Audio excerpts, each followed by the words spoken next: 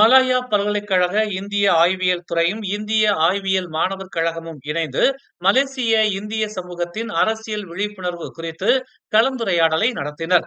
இளைஞர்களுக்கு அரசியல் குறித்தான விழிப்புணர்வு ஏற்பட வேண்டும் என்பதற்காக மலாயா பல்கலைக்கழக முன்னாள் இணை பேராசிரியர் முனைவர் கிருஷ்ணன் மணியம் மாணவர்களுக்காக இக்கலந்துரையாடலை ஏற்பாடு செய்திருப்பதாக கூறினார்.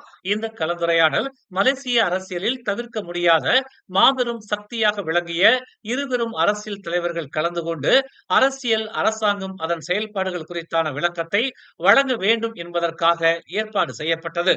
அந்த வகையில் மஇகா தோற்றுவிக்கப்பட்ட போது இருந்த முக்கிய தலைவர்களில் ஒருவரான தான்ஸ்ரீ குமரன் மற்றும் முன்னாள் அமைச்சரும் மஇகாவின் முன்னாள் தேசிய தலைவருமான தான்ஸ்ரீ சுப்பிரமணியம் ஆகியோர் இதில் கலந்து சிறப்பித்தனர். பிரிட்டிஷ் காலத்தில் நம் இந்தியர்கள் பாடாய் பட்டு தவித்ததை நாம் மறக்க முடியாது.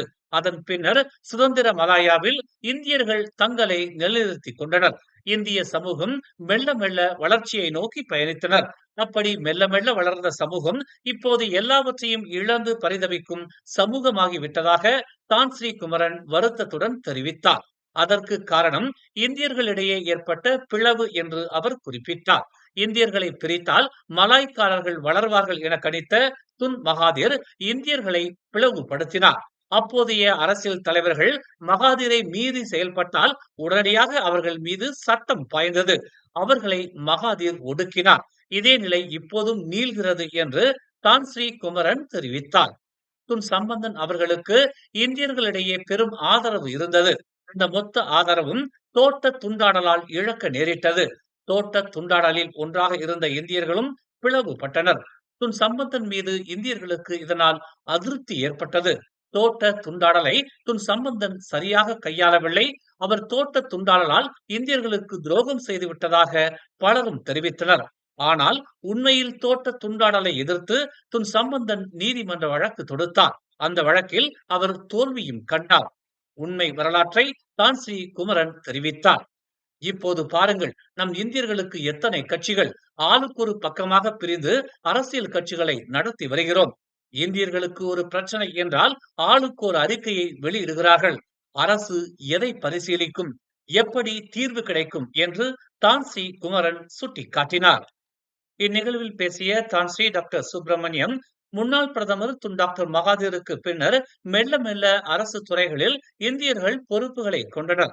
ஆனால் தாமதமாக பொறுப்புகள் வழங்கப்பட்டன. அதன் விளைவால் எழுச்சி கொண்டு எழுந்ததுதான் ஹிண்ட்ராப் போராட்டம் என்று தெரிவித்தார்.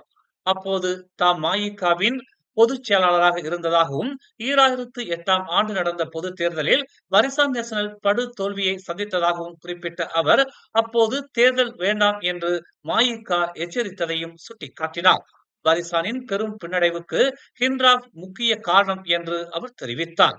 இந்தியர்களின் அதிருப்தியை போக்குவதற்கான வாய்ப்பை மஇகா பெற்றது. அப்போது தாம் அமைச்சராக இருந்ததாகவும் அமைச்சரவையில் இந்தியர்களுக்காக 6 திட்டங்கள் உருவாக்கப்பட்டதாகவும் அவர் கூறினார். அவை தமிழ் பள்ளி உருமாற்று திட்டம், மெட்ரிகுலேஷன் கல்வி வாய்ப்பு, உயர்கல்வி கூடங்களில் வாய்ப்பு, குடியுரிமை திட்டம், செடிக் சீட் திட்டம், இந்திய சமூக பொருளாதார திட்டம் என்று அவர் குறிப்பிட்டார். துன் சாமிவேலு காலத்தில் நிறைய பிரச்சனைகளுக்கு தீர்வு காணப்பட்டது. ஆனால் அவை அரசு திட்டங்களால் மேற்கொள்ளப்படவில்லை என்றும் அவர் கூறினார். பொதுப்பணித்துறை அமைச்சராக இருந்த சாமிவேலு அரசு குத்தகைகள் மூலமாக தமிழ் பள்ளிகளில் மேம்பாடுகளை உருவாக்கினார். மெட்ரிகுலேஷன் பிரச்சனை சாமிவேலு காலத்தில் இருந்தே உள்ளது. மகாதீரின் ஒரே பதில் இது பூமி புத்ராக்களின் உரிமை என்று கூறி அதை மறுத்தார். வேதமூர்த்தி 3 லட்சம் இந்தியர்கள் குடியுரிமை பெறாமல் இருப்பதாக கூறினார். 2010இல் அப்போதைய அரசாங்கத்தால் 13,000 இந்தியர்களுக்கு குடியுரிமை வழங்கப்பட்டது. வேதமூர்த்தி சொன்ன 3 லட்சம் இந்தியர்கள் யார் என இப்போது வரையும் தெரியவில்லை. அரசியலுக்காக அவர் பயன்படுத்தியதுதான் இந்த 3 லட்சம் குடியுரிமை பிரச்சனை என்று அவர் குறிப்பிட்டார். அது மட்டுமல்லாது 2008ஆம் ஆண்டில் நடந்த பொது தேர்தலில் இந்தியர்களின் எதிர்ப்பு அலையினால் பரிசான் நேஷனல் பின்னடைவை சந்தித்தது. 2013 தேர்தலில் பெரும்பாலான இந்தியர்களும் சீனர்களும் பரிசானுக்கு எதிர்ப்பாக வாக்களித்ததில் 5 மாநிலங்களை பரிசான் இழக்க நேரிட்டது. அதன் பின்னர் 2018 பொது தேர்தலில் மலாய்க்காரர்களும் இந்தியர்களும் சீனர்களும் என மூவினத்தின் பெரும்பான்மையினர் பரிசானுக்கு எதிர்ப்பாக வாக்களித்ததில் பரிசான் வீழ்ந்தது என்று தான்ஸ்ரீ டாக்டர் சுப்பிரமணியம் கூறினார். மேலும் செய்திகளை தெரிந்து கொள்ள தமிழ் மலர் நாளிதழை பாருங்கள். உடனுக்குடன் செய்திகளை தெரிந்து கொள்ள தமிழ் மலர் இணையதளம், தமிழ் மலர் செயலி மற்றும் மலர் டிவி யூடியூப் சேனலை வலம் வாருங்கள்.